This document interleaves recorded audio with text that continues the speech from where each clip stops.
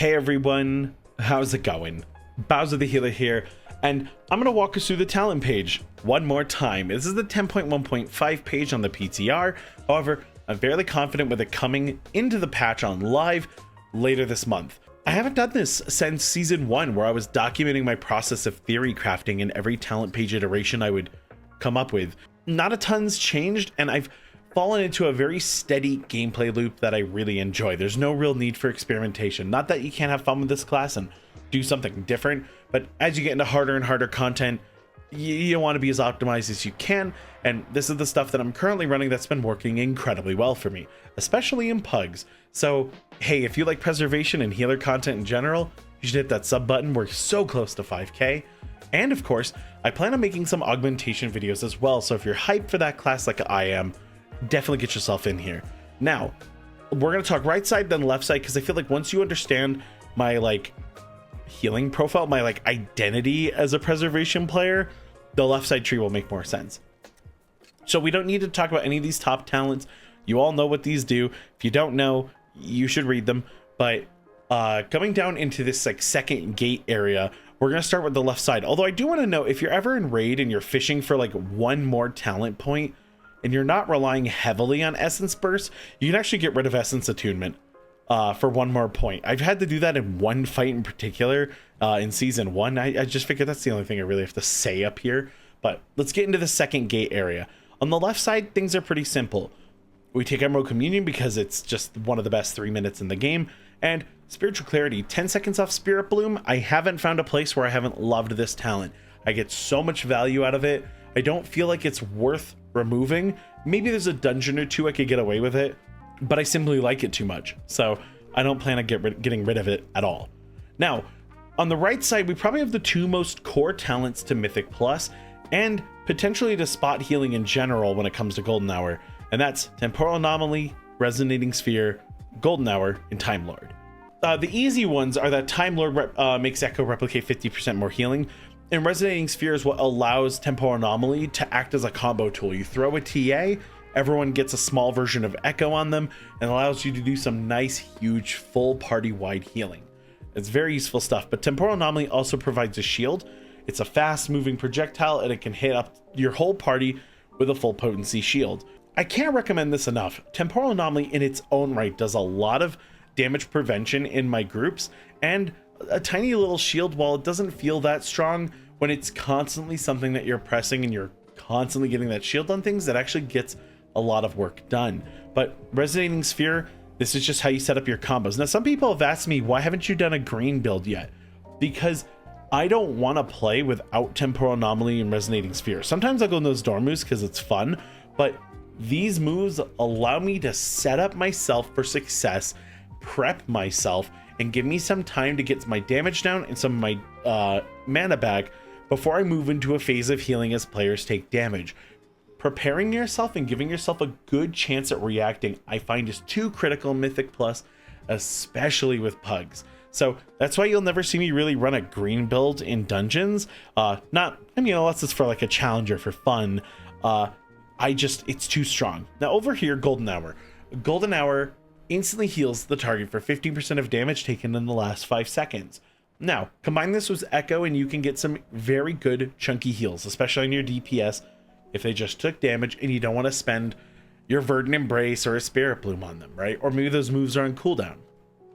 Now we get 2 reversion charges because of this talent, Punctuality, but this is actually your go-to tank heal, especially with Echo. Now, every single tank takes a ton of damage. Golden Hour does a lot of work on every single tank in the game, but it's way better on Brewmaster, Bear Druid, and my favorite, Death Knight. Mostly because Death Knight, you get the funniest numbers. Yeah, for those tanks, they receive a lot of healing from you because of talents, or they take a ton of damage constantly. And even if a DK has healed up the damage that they have taken, it still qualifies that they've taken damage in the last 5 seconds, and you can heal it back with Golden Hour. So this makes reversion just a superstar button, and honestly, if you're in raid, you can even get some lay on hands level reversions on people. It's very funny. So huge talent, very important. Now down the middle, you're going to want to run talent. Let's just try that one again. You're going to want to run damage talents in Mythic Plus, especially as you get better at the game. These are too important, right? They're going to make the game easier. They're going to help clear keys on time a little bit more consistently. Damage is important. Life Giver's Flame turns your fire breath into a heal, and a pretty good one at that.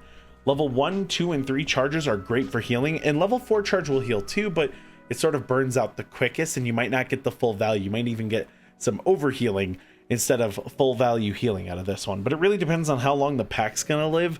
You charge it up, or if you're planning on using it to heal. If you're not planning on using it to heal, just blast, right? Get a big leaping flame or something. Life Force Mender increases the damage of your living flames and the healing, and your fire breath damage and healing by 2% of your maximum health. This only gets stronger as the expansion goes on, and it's already in a place where I just don't leave home without it. It's such a strong talent, and it's giving us so much potency out of that damage and healing, especially when you consider talents like Scarlet Adaptation that are charging up in the background. It just makes you do quite a bit more. All right, on this bottom gate, we've already talked about punctuality, so let's talk about Lifebind. Verdant Embrace shares bonds with your ally and allows them to take 40% of your own personal healing. Most of the time, this is for Temporal Anomaly, Verdant Embrace to trigger Lifebind, Emerald Communion for the fattest healing combo in the game. And yeah, you know what? Fattest healing combo in the game. But it's also a good connecting talent to get us down here. So huge W. There are other ways to use Lifebind, like with health pots and whatnot, but I just wouldn't try to overthink this talent and try to make the most of it when you're already doing something. This bottom side of the tree can get a little confusing, so let's start with the simple stuff I take every time. Energy Loop makes Disintegrate deal 20% more damage and give us some mana back. It doesn't cost any mana to cast Disintegrate, it only costs Essence. I end up taking Disintegrate channels fast over here, the slow on Disintegrate. I take damage talents on this class, all because Disintegrate is good damage, but it did get a 15% buff in a recent patch, which means now it's actually more damage than us throwing Living Flames. So it's a really good single target and priority target attack. So I really like keeping this around. It's also a direct line to Timeless Magic, which just makes Reversion, Time Dilation, and Echo last a little longer. Very nice. And Stasis. So let me give you the fastest example of how to use Stasis so that you're not overthinking it.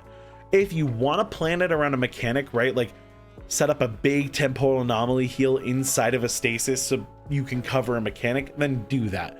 Try not to cast a heal when you're waiting for a move to come off cooldown to put in your Stasis.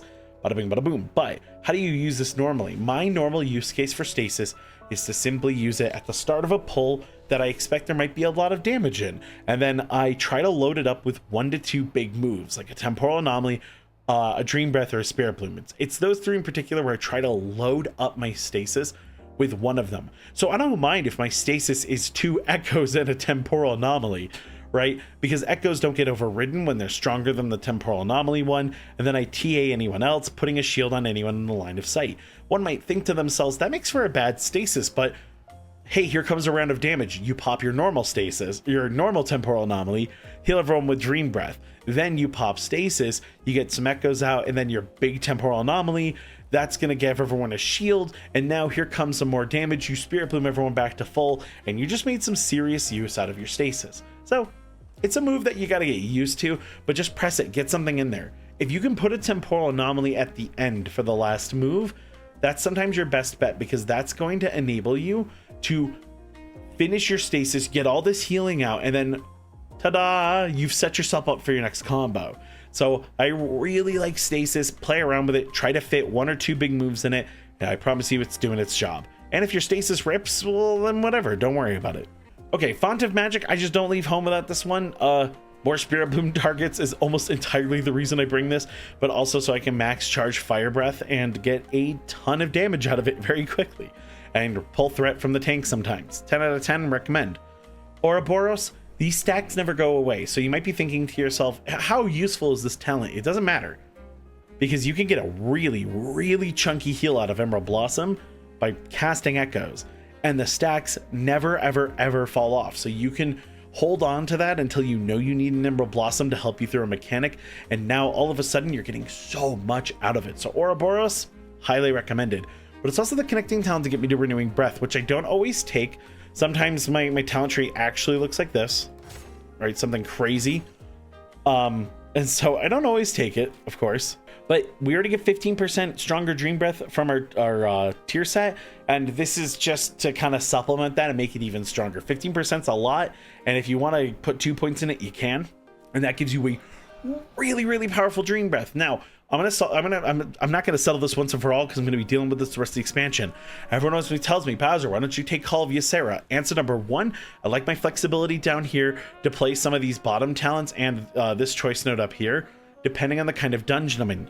Number two, this kind of forces you to couple Verdant Embrace in order to use Call of Ysera's Dream Breath to get more value out of it. And typically speaking, you aren't also running Renewing Breath when you run Call of Ysera, although it is entirely possible to talent that way. That locks you out of a lot of talent flexibility that I simply cannot give up. And before anyone tells me to get rid of my damage talents, no, I'm not getting rid of my damage talents. These are too useful. So Call of Ysera is good. In Raid, you can run both, and it's amazing because you can either go for the combo or not go for the combo. But I like having Verdant Embrace around as an extra heal rather than a coupled combo. If you want to run Call of Ysera, I highly recommend you forget about Call of Ysera and just make use of it when you can, but otherwise don't change the way you play. And I still just can't emphasize enough, I just don't like having to use something like Verdant Embrace in order to get more healing out of something when I would rather use Verdant Embrace in other ways. But that's that. So playing around with talents down here, Time of Need is a great one. I love this in Brackenhide. This is what my Brackenhide setup looks like. I want more rewind charges to help me through boss mechanics or any quick healing checks at the start of the game, or this is the dungeon, and Time of Need is here to just help me heal when someone gets low if they mess up a mechanic or something. Now, this move can trigger once every 60 seconds, and it doesn't sound good, 46,000 healing, and then they heal the person for 8 seconds, but it's hands off, you from another timeline healing, doing some kind of work while you yourself are doing work. So it's a really good, efficient heal that comes out of nowhere, and this has bought me enough time to get out a full charge Spirit Bloom and heal the party up to full when things were desperate. So I really like this talent. And again, some of my variations will look like this, for instance. If I really need to make sure to protect my tank and maybe potentially other players who might get targeted by mechanics that could kill them, or if I'm playing somewhere where there's a lot of damage over time, like Halls of Infusion or Vortex Pinnacle, then you might even see me on something like this so I can get even more value out of something such as Renewing Breath. Play around with this, but this is the kind of flexibility that I enjoy as a player because it lets me decide how I want to play. It lets me play to the group, play to the occasion. And if we're all in comms and we have like off heals and stuff like that, I might go something a little more dangerous simply because, you know, I don't need to worry about the healing as much. I got teammates who can help me. Maybe I can have some fun and go double flow state. So lots to experiment up here, and I honestly hope that you do. Okay, let's talk the left side tree because there are some changes here. Now, I'll put the screenshot up on screen. Hopefully editor me has it. Okay, so right now you can't really move away from your talents without giving up something precious. I end up having to give up this damage talent, Instinctive Arcana, all the time, which doesn't feel good to give up, but just because I need to take things like Sleepwalk and Terror of the Skies, I just feel really incomplete. In fact, I don't take Hover for this reason. I'd rather take a Pressing Roar and get the Hover charge off of that, because as cool as Rescue is, it doesn't do as much for my team as an Oppressing Roar into Terror of the Skies. But with this new tree, there's a lot more to play around with. For instance, Draconic Legacy is just 1 point, so you can get stamina up. This also gets you into Source of Magic and the new Potent Mana, which is an amazing ability, but this is for when you play DPS. This is not for when you play healer, because you can't put it on yourself, sadly. Now I have enough talent points that I can go things like Sleepwalk and Protracted Talons. Or if I'm entering dungeon that might kick my butt, I might be able to do something a little more like this to keep me alive. Or what if I'm carrying someone and I'm really worried about them dying? Well, now I can go for the shield. Play around with this tree for sure. Now, we channel Disintegrate faster. We take Landslide because more CC is great. Channeling Disintegrate faster means we're wasting less time. We're getting more damage out of the move for the time that we're casting it. Scarlet Adaptation is a phenomenal ability that just stores appealing and makes your Living Flame stronger, healing or for damage reasons. And this is a great kind of catch-up talent that catches you up as the player when you've been stuck healing for a little bit. So I really like having this. Cauterize is the best spell in the game. 2 charges of your defensive is kind of broken. Living Flame did get buffed in the healing department. Doing more damage and more healing with it is high key busted. Always take your kick into dungeon. Always. Did I stutter? Always. So now I take Instinctive Arcana every time to help me get down to this part of the tree. We also have regenerative magic that increases our leech by 3% baseline. This is kind of gross. Remember that leech works on healing as well. So that's like really strong. But that lets us get to Blast Furnace for 1 point, Oppressing Roar, which I use to connect to Aerial Mastery for big CC chains with things like Terror of the Skies and whatever my teammates have, and Leaping Flames. Let me talk about Leaping Flames, one of the best moves in the game. All you have to do is charge up your Fire Breath, and you have access to either a nice, cute little AoE heal or nice, gigantic AoE damage from a Living Flame affected by Scarlet Adaptation. What's not to love? And remember that Living Flames can proc Essence Burst, so this can be super useful in getting you some essential essence as the fight goes on and continue healing or potentially doing more damage with Disintegrate. So 10 out of 10, huge recommend. Terror of the Skies, 3-second stun, what's not to love? Combo with Oppressing Roar, which shares the exact same cooldown as Deep Breath, and yeah, you get some really gigantic stuns. Now, I, for one, don't tend to take Hover, but if you want to take, or Hover, Rescue, if you want to take Rescue in Twin Guardian, do it. It's an amazing talent. However, there's a chance, like, on Incorporeal week, this is something that I'm running a bit more of. And on weeks where there aren't a crazy level of effects that requires me to take a talent point, I might just go back to running Protracted Talents so I can do a little more AoE damage, which is always fun. Have fun with this left side tree, but make sure it's helping emphasize over here. If you think you're going to really abuse Ouroboros and how good it is, make sure you grab Bountiful Bloom so that you can hit your whole party with it. But you can have fun in the new patch on the left side tree. Again, feel free to copy me on the old tree with that image that I dropped.